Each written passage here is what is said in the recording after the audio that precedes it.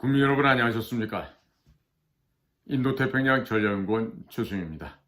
오늘도 여러분들의 귀한 시간을 저희 방송과 함께 동행해 주셔서 감사를 드립니다. 요즘 살기가 나날이 팍팍해지시죠? 날씨는 점차 차가워지고 있는데 제대로 된 겨울 나기가 그다지 만만해 보이지가 않습니다. 김장도 하셔야 되겠고 또 연탄을 떼시는 분들은 또 연탄도 미리 사다 놓아야 될 테고 여러 가지 월동 준비로 바쁘실 텐데 모쪼록 건강하시고 아프지 마시기를 간곡하게 희망을 해봅니다. 자, 국민 여러분, 자 지금요 미국의 도널드 대통령이 다시금 제2기 행정부를 꾸리면서 지금 갖가지의 지금 파상적인 그런 큰 노도와 같은 물결이 지금 우리 쪽으로도 밀려오고 있습니다. 특히나 이 경제가 아주 지금 어려워지고 있습니다.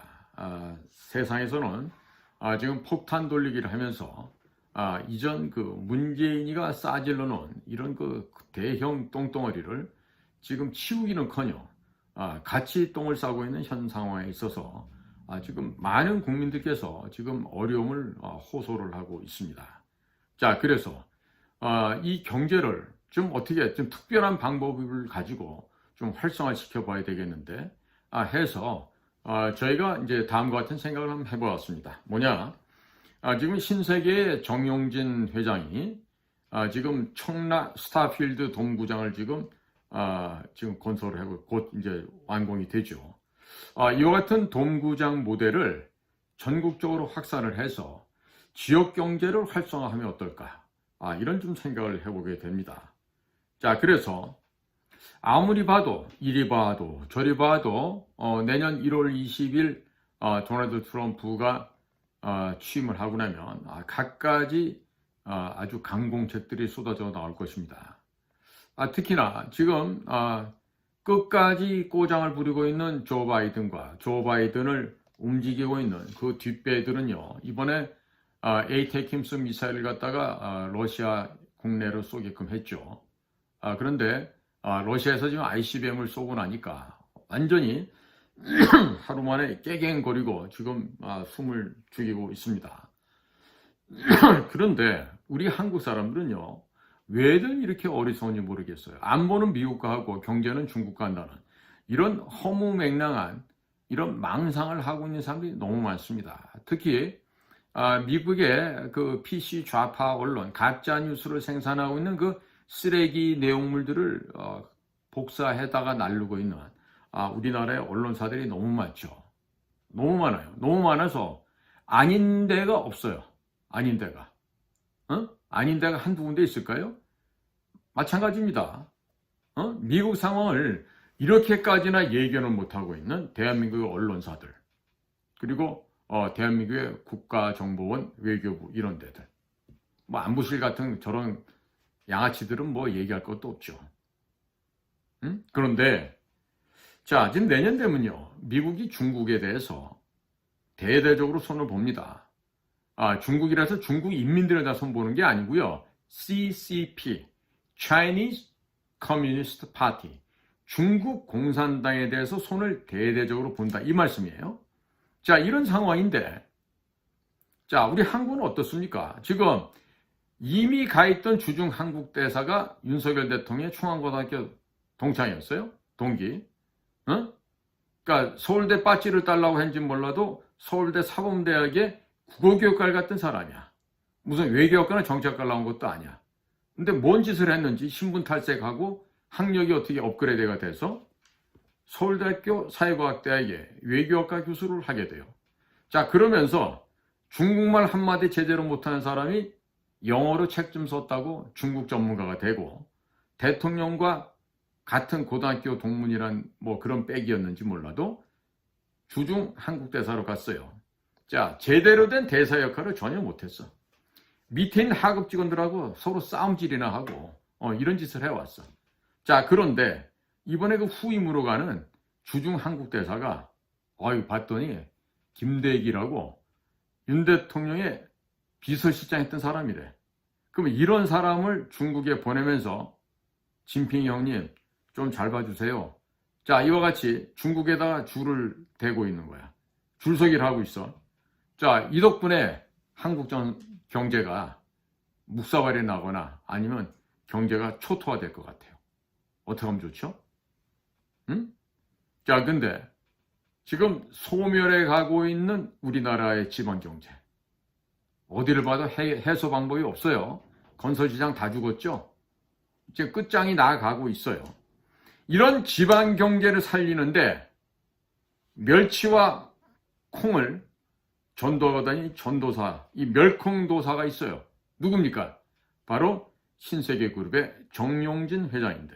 자, 이 정용진 회장이 인천 청라지구에 지금 돔 야구장을 지금 건설을 했어요. 네? 그리고 쇼핑몰도 뭐 스타필드인가에서 건설을 하고요.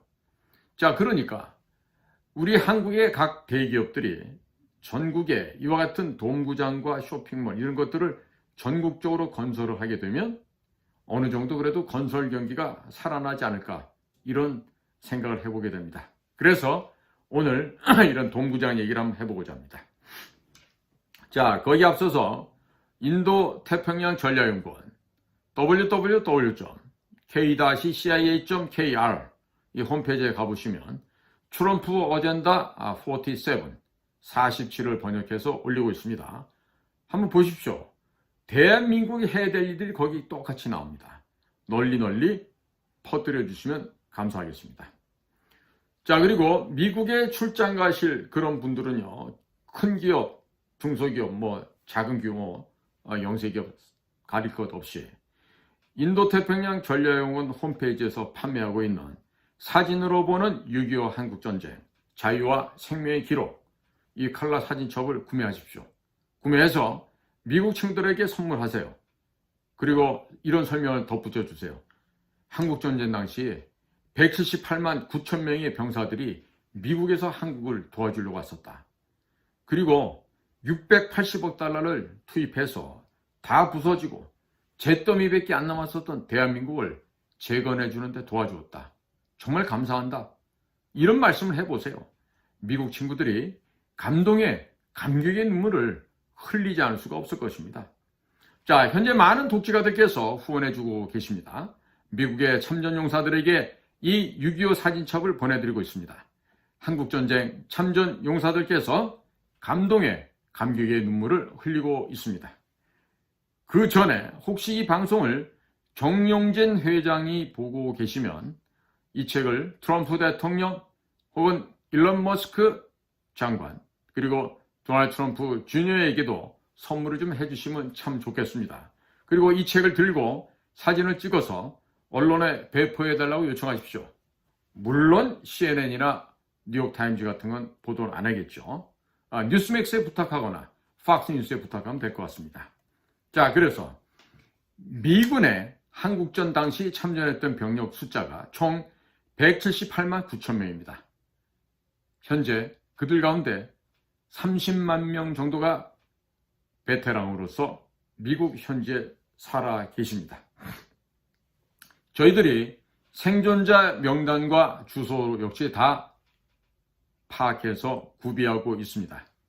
자, 현재도 돈이 생기면 조금씩 한국전 참전용사들 가운데 생존계에 계신 분들에게 전달해 드리고 있습니다만 저희 같은 영세 기업이 어느 세월에 생존자 30만 명에게 다 전달할 수 있겠습니까? 자, 국가가 안 합니다. 외교부가 안 합니다. 국방부도 안 합니다. 국가보훈부도 안 하고 문화체육관광부도 안 하고 교육부도 안 하고 국정원도 안 합니다. 자, 그런데 멸콩도사인 신세계 정용진 회장님이 이 방송을 보시고 이 책을 사서 좀 이른 미국에 살아계시는 생존자 베테랑들에게 전달해 주시면 얼마나 좋겠습니까? 윤석열 정권이 당연히 해야겠죠. 그러나 윤석열 정권은 친중으로 돌아서는 바람에 공무원들 역시 아무것도 하지 않고 눈알만 돌리고 있어요. 이 책을 사서 미국의 한국전쟁 참전용사들에게 전달을 하고 한국의 참전용사들에게도 전달하게 되면 그 사람이 내년 초에 있을 조기 대선에서 대통령이 될 것입니다. 왜? 미국의 적극적인 후원을 받고 우리나라의 대통령으로 당선이 되겠죠. 자, 잊지 마십시오. 한국과 미국에서 한국전쟁 당시에 참전용사 대선배님들이 지지하게 되면 그 사람 바로 대통령 됩니다. 되지 말라 그래도 됩니다. 6.25 한국전쟁 총 37개월 기간 동안에 처음 3개월만 아군과 북한군이 싸웠습니다. 나머지 34개월은 중공에 중국 공산당이 보낸 인민해방군들과 싸웠습니다. 이 때문에 이 사진첩을 사서 한국과 미국의 참전용사들에게 선물로 기증하는 바로 그분이 중국의 인민해방군을 물리칠 앞으로 중국 공산군을 격파시킬 국군 통수권자가 되는 것입니다. 아주 쉽죠? 아주 쉬워요.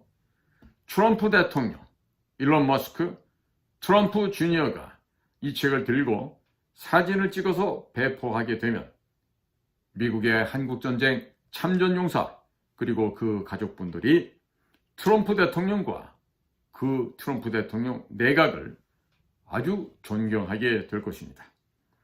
그리고 대한민국의 국민들도 모두 트럼프 대통령과 그의 팀들을 존경하게 될 것이고 한국 언론들이 트럼프 대통령에 대해서 악의적인 기사를 좀 줄이겠죠. 못 쓰진 않을 거예요.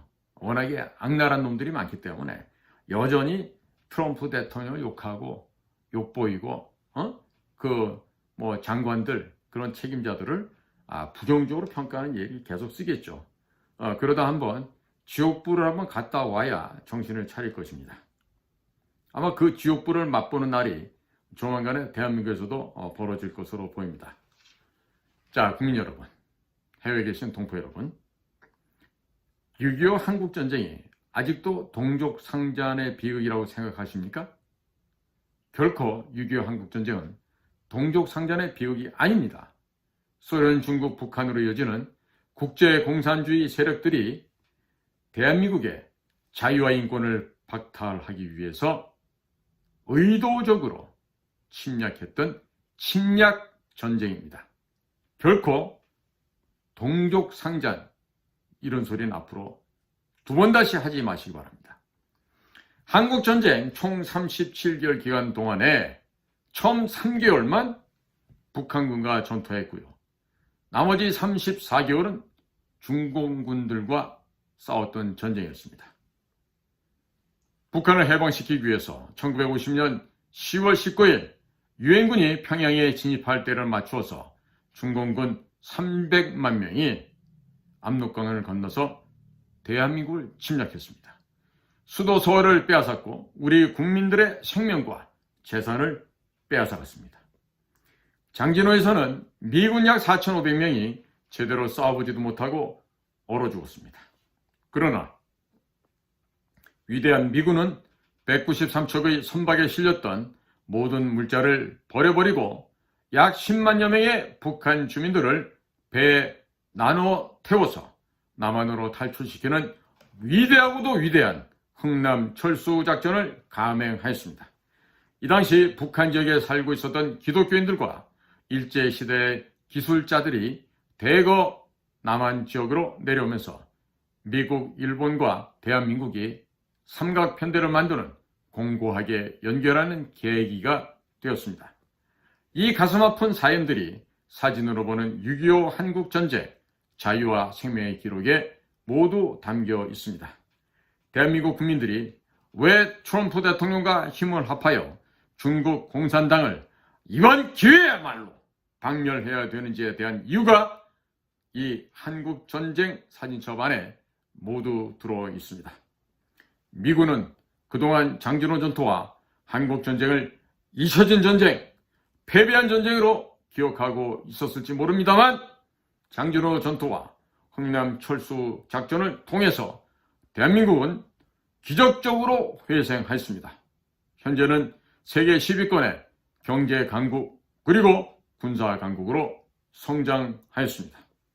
장진호에서 위대한 미군들은 흥남부두로 128km를 걸어서 철수하면서 중공군을 쉴 새 없이 폭격하였습니다.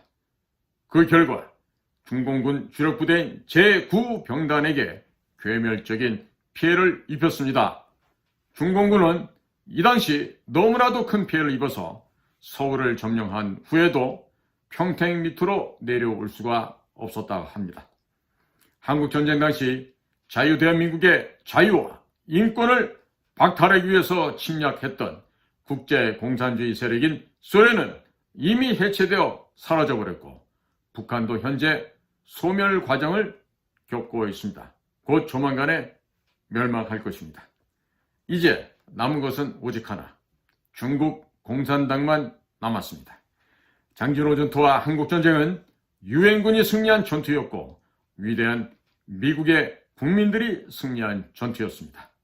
이제 마지막 남은 중국 공산당의 숨통을 끊어야 할 때입니다. 중국 공산당은 악령들이고 사탄들입니다. 따라서 반드시 지옥으로 돌려보낼 때가 되었습니다. 자, 여기서 중국 공산당만을 의미하는 것이죠. 중국의 수십억 명의 인민들은 여기에 포함되지 않습니다. 자, 국민 여러분, 본론으로 들어가겠습니다. 현재로서 지방은 자영업자들이 줄도산을 하고 있습니다.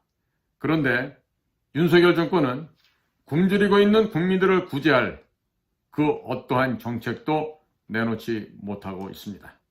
그렇다고 해서 민주당 애들이 이런 정책 내놓을 수도 없습니다. 한동훈은 자기 자신의 가족 이름으로 국민의힘 당원 게시판에 글을 쓴 것 때문에 매일 기자들을 피해서 도망 다니느라고 정신이 없습니다. 자, 민주당은 비리정당입니다. 자기들 안 잡혀가려고 국민들을 그들 눈에는 안중에도 없습니다. 국민들이 죽거나 말거나 도산하거나 파산하거나 말거나 민주당 아이들한테는 아무런 관심이 없습니다. 각 지방에서는 인구가 소멸되어 가고 있습니다. 결혼율과 출산율이 떨어지고 있고 마땅히 경제를 살릴 방법도 없는 상황입니다. 현재 상황이 그렇습니다. 그런데 방법이 과연 전혀 없을까요? 이것을 해결할 방법이 진짜로 전혀 없습니까? 아닙니다. 구제할 방법이 있습니다. 자, 지금 정용진 회장 인천 SK 와이번스 야구단을 인수를 하고 신세계 야구단을 위해서 인천 청라지구에 쇼핑몰과 함께 돔구장을 동시에 건설하고 있습니다. 2027년 12월에 완공이 되고 2028년 3월에 개장하게 된다는 이 스타필드 청라돔구장은 처음부터 프로야구가 없을 때에는 각종 공연을 할 수 있도록 설계가 된 제대로 된 명실상부한 초현대식 야구장입니다. 정용진 회장이 미국의 메이저리그 구장을 보고 한국에도 그와 같이 멋있는 돔구장을 짓는데 사업비만 총 9,238억 원을 투자하였습니다. 프로야구 구단들이 대부분 적자임에도 불구하고 신세계 정용진 회장이 통큰 투자를 했습니다. 그 결과 인천에는 9,238억 원의 자금이 풀렸고 공사에서만 수천 개의 직접적인 일자리가 생겨났던 것입니다. 예를 들어서 이 돔구장에서 BTS 공연을 한다고 하면 전 세계에서 BTS 팬들이 인천으로 몰려들게 될 것입니다. 공항, 선박, 기차, 버스, 택시, 숙박시설, 관광지 등이 BTS 공연을 보러 온 국내외 관광객들로 인하여 인산인해를 이루고 미어터지게 될 것입니다. 지역 경제가 살아날 것이고 지역에 일자리가 생길 것입니다.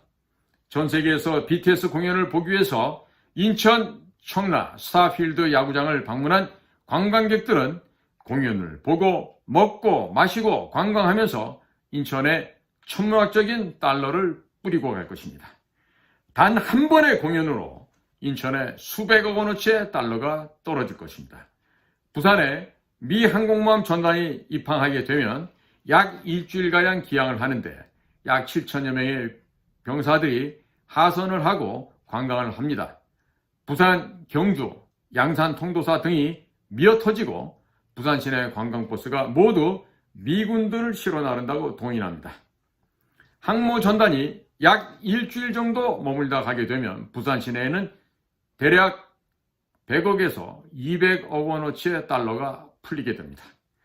BTS 공연을 보기 위해서 수만 명이 입국을 하고 인천에 일주일 정도 머문다고 한다면 적게 잡아도 인천에 약 100억 원어치의 달러가 풀리게 되는 것입니다. 365일 1년 가운데 홈에서 약 70일 정도 경기를 한다고 가정해 보면 295일 동안 공연을 할 수 있게 됩니다. 무대 설치 및 철거 등을 감안하면 3분의 1만 공연을 한다고 가정하더라도 대략 100일가량 정도가 공연이 가능하게 됩니다. 한 번 공연에 인천에 약 100억 원 가량의 부가가치가 발생한다고 가정하면 약 1조 원의 부가가치가 연중 발생하게 되는 것입니다. 아무튼 연중 인천에 수십만 명에서 수백만 명의 관광객들이 국내외에서 방문을 하고 천문학적인 돈을 뿌리고 가게 되는 것이죠. 어떻게 보면 크루즈 유람선보다 돔구장과 쇼핑몰을 지어놓고 한류 스타들의 공연을 1년 내내 돌리는 것이 부가가치가 훨씬 더 클 수 있을 것입니다. 인천은 신세계 청라 스타필드 돔구장과 쇼핑몰이 문을 닫기 전까지는 끊임없이 관광객들이 방문을 하게 됩니다. 그러므로 인천에도 폐교가 있습니다.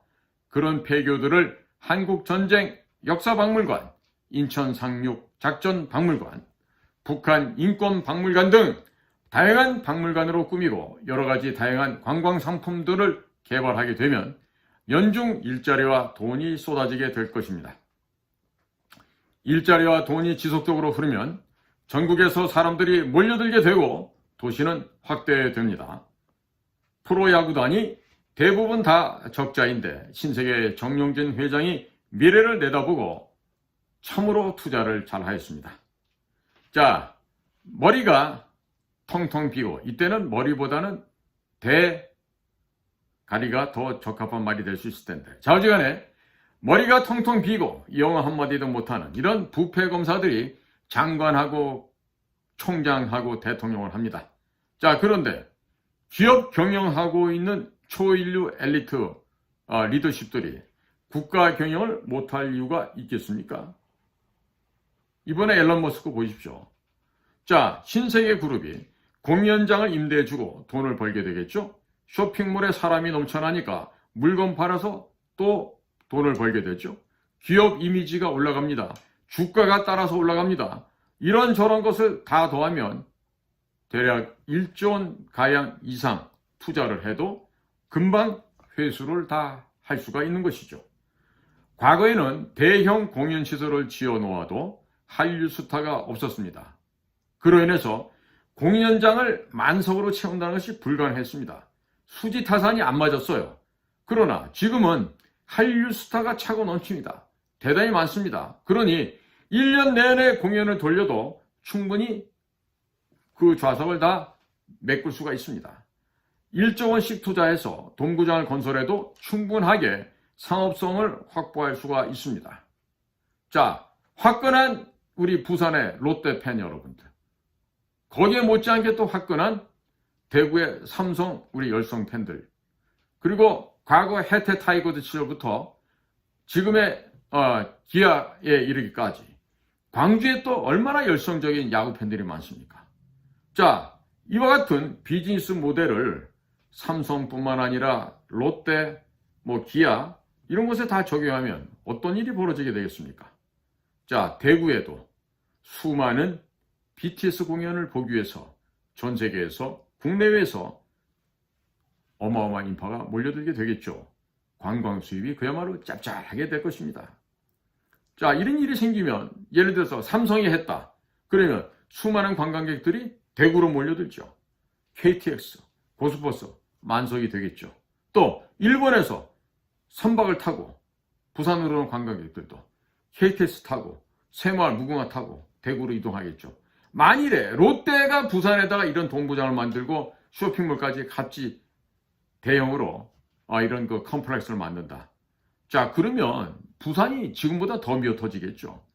자, 한마디로 항공, 선박, 철도, 버스, 택시 이런 교통편이 미어터지지 않겠습니까? 자, 만일 대구 같은 경우 대구 경북 통합 신공항이 개설이 되고 비행기로 대구 경북 통합 신공항에 수만 명의 관광객들이 도착해서 자, 버스로 공연장까지 이동해야 되겠죠? 자, 평일날 수만 명이 대구로 몰리면 기존 교통편으로는 감당이 안 됩니다. 자, 그리고 이런 사람들이 대구에서 먹고 마시고 쓰면서 돈을 쓰게 되면 특별한 산업이 없는 현 대구에서 연중 달러가 쏟아지겠죠. 그야말로 돈벼락을 맞게 되겠죠. 자, 사람들이 몰리면 자연스럽게 교통 인프라를 더 많이 설치해야 됩니다. 그 과정에서 더 많은 일자리가 생겨납니다.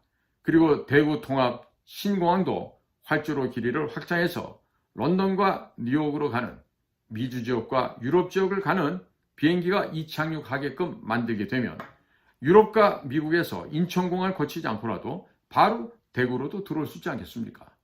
부산도 마찬가지입니다.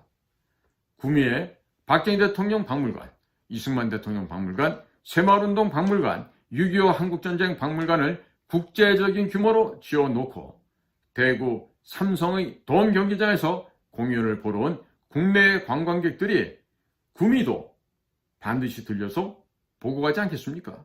중부 내륙의 소도시인 구미가 국제적인 도시로 급성장하게 될 것입니다.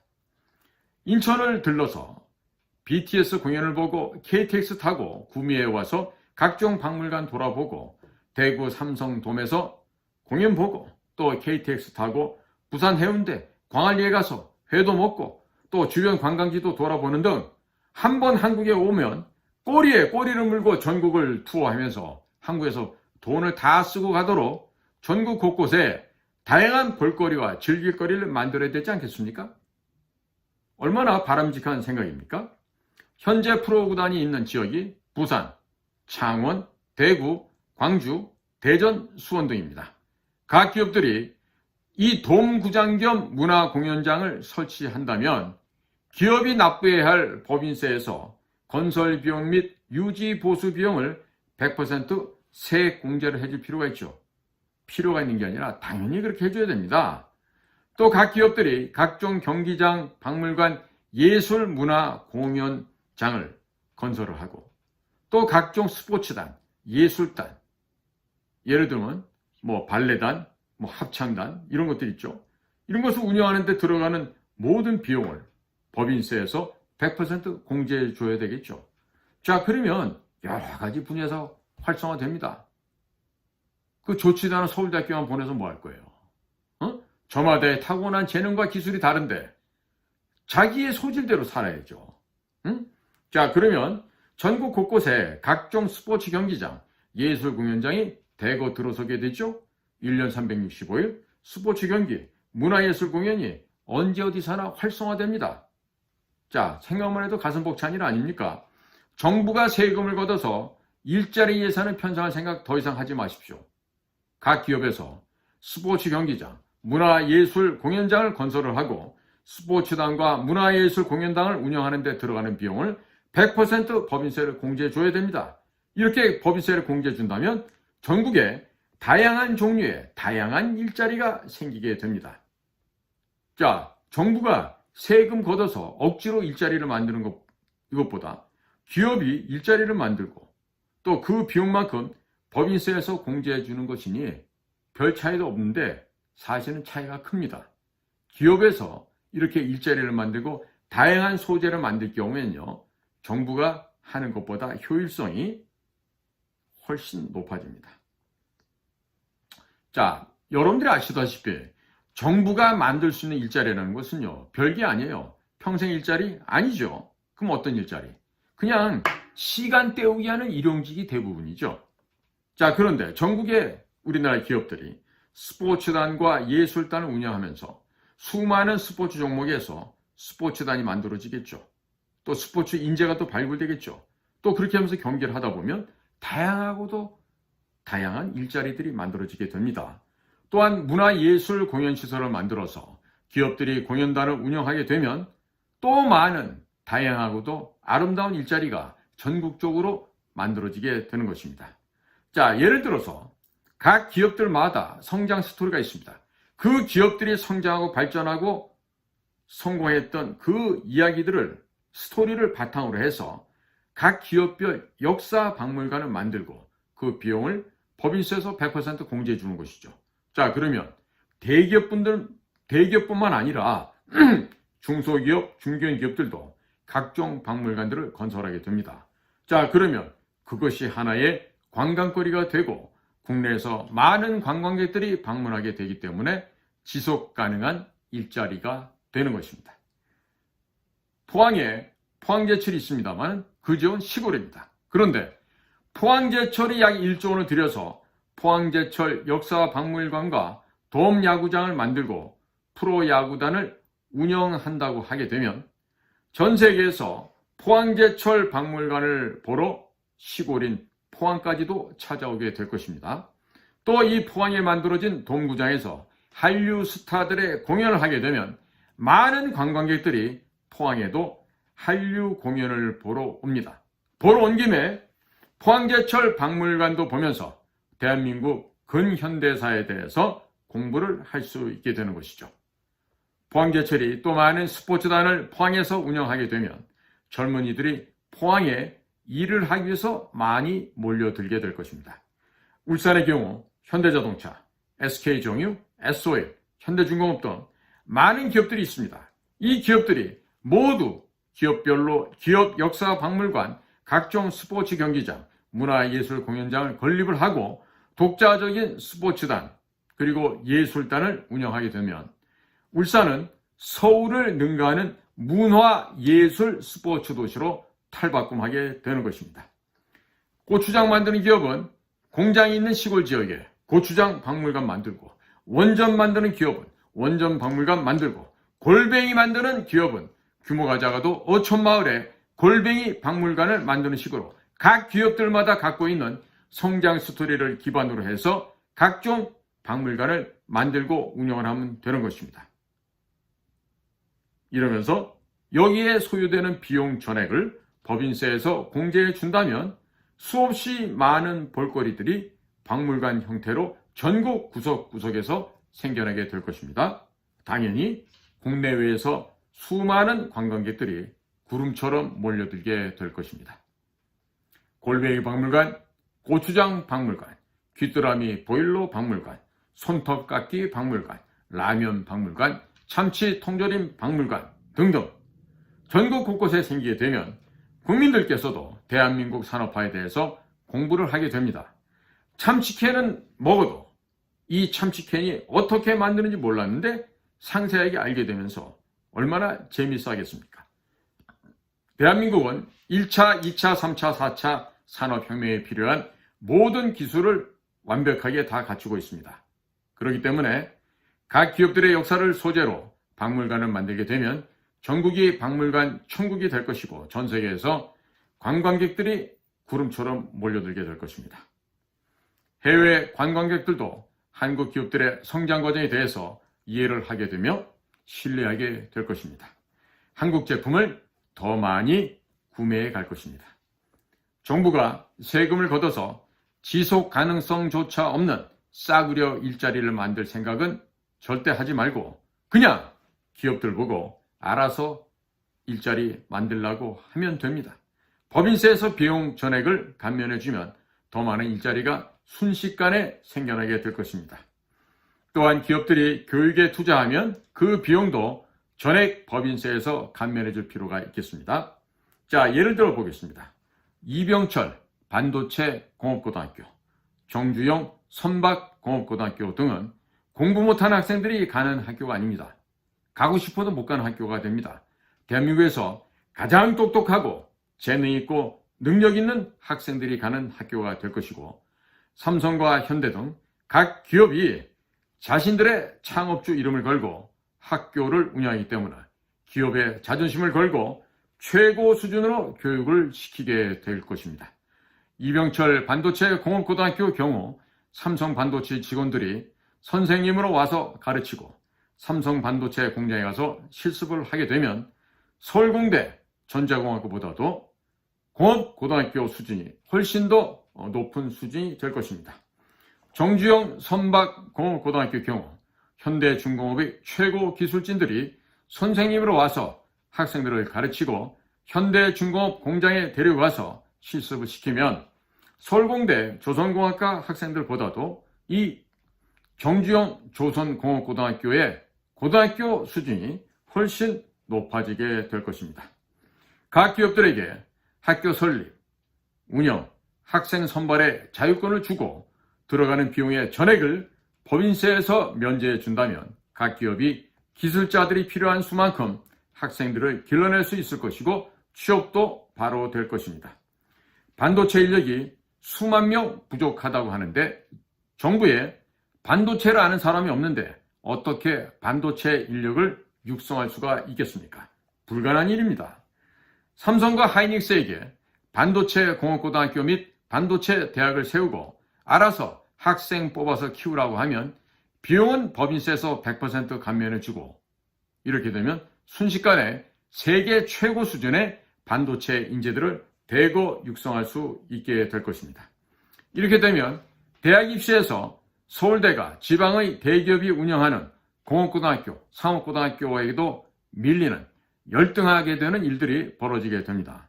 어느 순간이 되면 이병철 반도체 공업고등학교 출신 기술자들이 서울대학교 전자공학 대학원 박사생들을 가르치는 일들이 벌어질 수도 있게 될 것입니다.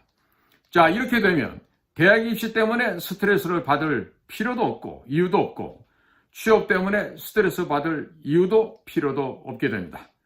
배 만드는 데 관심이 많은 친구는 고등학교 때부터 정주영 선박공업고등학교로 가면 되고 반도체에 관심이 많은 친구는 고등학교 때부터 이병철 반도체공업고등학교 또 이건희 반도체 대학에 진학하면 되는 것입니다. 모든 사람은 각자 타고난 재능이 다릅니다. 때문에 어릴 때부터 자기가 하고 싶은 것 하면서 살도록 만들어주면 모든 일이 해결됩니다. 모든 영역에서 완벽한 친구들이 가는 곳이 서울대학교입니다. 불완전한 사람을 완벽하게 만들려고 하다 보니 서울대 출신들 가운데에는 정신병자가 많고 한동훈, 윤석열 같은 죄 없는 사람에게 죄를 뒤집어 씌우는 화이트 칼라, 사이코패스, 범죄자들이 득실거리게 양산이 되고 있는 것입니다. 그냥 음악 잘하는 친구는 어릴 때부터 음악하게 내버려 두고 미술에 소질 있는 학생은 어릴 때부터 미술 쪽 학교로 보내면 됩니다.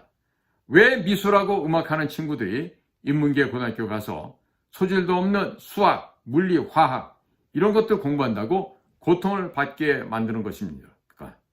고통을 만들 이유가 전혀 없습니다. 현재 대한민국 교육은 인재를 육성하는 것이 아니고 사람을 괴롭히고 아주 독창적인 사이코패스를 만드는 교육과정입니다. 그리고 각 기업들이 운영하면 실력이 되는 인재들에게 전액 장학금을 줄 수 있을 것이고 그러면 가정 형편이 어려워서 좋은 학교를 못 가는 학생들이 사라지게 될 것입니다. 각 기업에서 각자 분야에 맞는 학생을 엄선해서 잘 키우고 전액 장학금을 주고 그 비용을 법인세에서 100% 세액공제를 받게 되면 그러면 대학까지도 무상교육이 되는 것입니다. 교육부 공무원들 이제 더 이상 필요가 없는 그런 시절이 오게 될 것입니다. 자, 경쟁력이 1도 없는 서울대학교 이런 대학은 없어지게 되겠죠. 삼성전자가 운영하는 대학보다 서울공대 전자공학과의 시설이나 교수진이 더 좋을 수 있겠습니까? 그럴 가능성은 1%도 안 됩니다. 서울대학교가 더 이상 인류가 아닙니다. 인류가 아니기 때문에 세계 인류인 기업들에서 교육을 맡고 또 학생들을 인류로 키워낼 것입니다. 그러면 거기서 배운 학생들은 공무원을 해도 인류가 될 것이고 정치인을 해도 직업의식, 소명의식 같은 것이 몸에 배어있기 때문에 인류 정치인이 될 것입니다. 지금과 같이 서울대학 출신의 썩어빠진 걸레보다도 못한 양아치 쓰레기들은 없겠죠. 자, 국민 여러분, 지금 서울대학교는 정신병동이라고 일컬어도 조금도 손색이 없습니다. 불완전한 인간을 모든 과목에서 최우수하게 최우등을 받도록 그런 인간을 만들다 보니 학생들이 어릴 때부터 정신적 질병, 정신적 장애를 앓고 있는 그런 자들입니다. 자, 그런 정신병을 앓고 있는 그런 아이들이 졸업을 하고 사회로 나가면 한동훈, 이원석, 윤석열 이런 사람들처럼 죄 없는 사람들을 죄가 있다고 뒤집어 씌워서 구속하고 괴롭히는 사이코패스 범죄자들이 되는 것입니다. 이와 같은 범죄자들에 의해서 극심하게 피해를 받았던 사람이 바로 박근혜 대통령과 이재용 삼성회장이죠. 서울대가 사류 수준도 안 되는 형편없는 교육기관으로 전락하였습니다.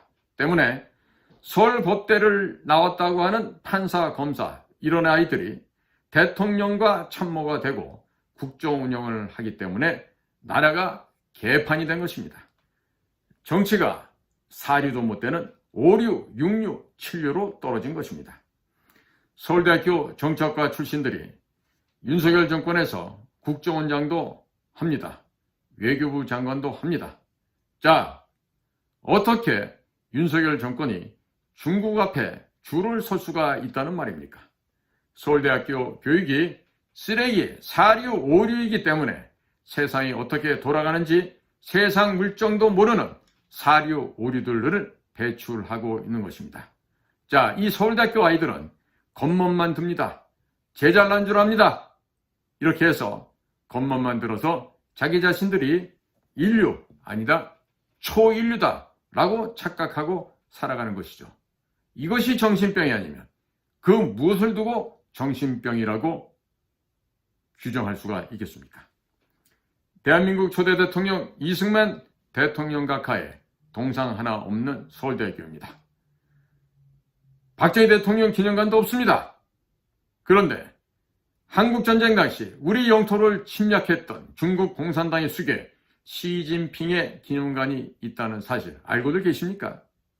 자, 이러다 보니 서울대학교야말로 거대한 정신병원이요 동물원으로 전락했다는 것을 증명하고 있습니다.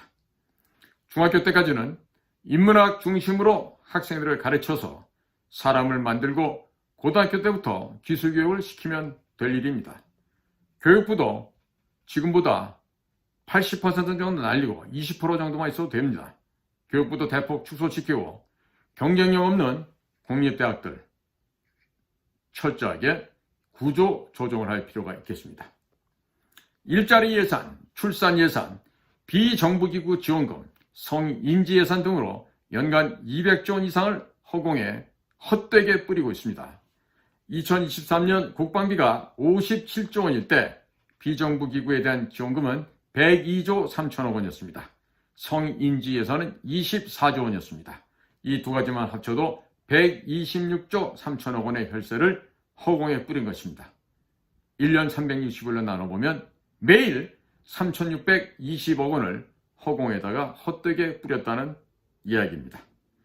각 기업들에게 박물관, 문화예술공연, 스포츠에 투자하고 비용을 전액 법인세에서 세금 공제를 해 주어도 세수 부족은 결단코 발생하지 않습니다. 이런 방대한 작업을 하려면 기존의 정치인은 도저히 될래야 될 수가 없습니다. 불가능합니다. 트럼프 대통령 같은 기업인이어야만 가능할 수 있습니다. 우리도 기업인들 가운데 통찰력이 있고 추진력이 있는 기업인을 발굴해서 칼자루를 쥐어줄 필요가 있겠습니다. 주권자인 국민이 그렇게 하겠다면 기업인 출신을 대통령으로 만들면 그만인 것이죠. 영어도 못하는 서울법대 출신, 비리검사도 대통령도 하고 장관도 하고 합니다. 세계 인류인 대한민국 기업인 출신들이 대통령을 못할 이유가 과연 어디 있겠습니까? 생각의 차이가 세상을 바꿉니다. 순간의 선택은 평생을 좌우하게 됩니다. 트럼프 대통령이 기업인 출신이기 때문에 우리도 기업인 출신을 대통령으로 뽑아 트럼프 대통령의 카운터 파트너로 만들어야 하겠습니다. 자, 그리고 동시에 중국 해체 작업에 동참하게 되면 내년도 상반기 안에 중국의 모든 기업을 줄도산 시켜버리고 그 시장을 우리 대한민국의 국내 기업들이 다 가져올 수도 있게 될 것입니다. 자, 앞으로 더 나아가서 만주도 우리 조상들이 살았던 지역입니다. 되돌려 와야 되겠죠? 예, 산동반도 역시 마찬가지, 요동반도 역시 마찬가지 우리 조상들이 활동하던 지역입니다. 자, 그러면 여러가지 중차대한 시기에 우리는 미국과 협력해서 중국 공산당을 와해, 분열, 멸망시켜버리는 이 위대한 역사적 과업을 달성해야 되는 거 아니겠습니까? 국민 여러분 어떻게 생각하십니까? 오늘날처럼 썩어빠진 판사, 검사 출신의 이런 건달들이 이 나라를 치리하도록 그냥 두어서 되겠습니까? 국민 여러분, 우리에게 필요한 것은 트럼프처럼 목숨을 바쳐서 자기의 생명을 조국과 민족에 바칠 수 있는 그런 자가 이 나라의 대통령이 되어야 된다는 거 아니겠습니까? 자, 지금 트럼프는 그런 사람이 나타나는 순간 결속을 합니다. 대한민국과 굳게 손을 잡고 앞으로 CCP, 중국 공산당을 해체하는 데 진력을 다할 것입니다. 자, 기회를 살려야죠. 기회를 살려야 됩니다. 그러기 위해서는 목숨 바칠 각오를 한 그 어디엔가 있을 그 사람을 찾아내서 대한민국의 대통령으로 만들고 또 기왕이면 트럼프처럼 기업을 해본 기업 경영인들이 사업가들이 하는 게 오히려 더 적합하겠다. 이런 말씀을 드리면서 오늘 주제에 관련된 이야기를 마무리 짓도록 하겠습니다.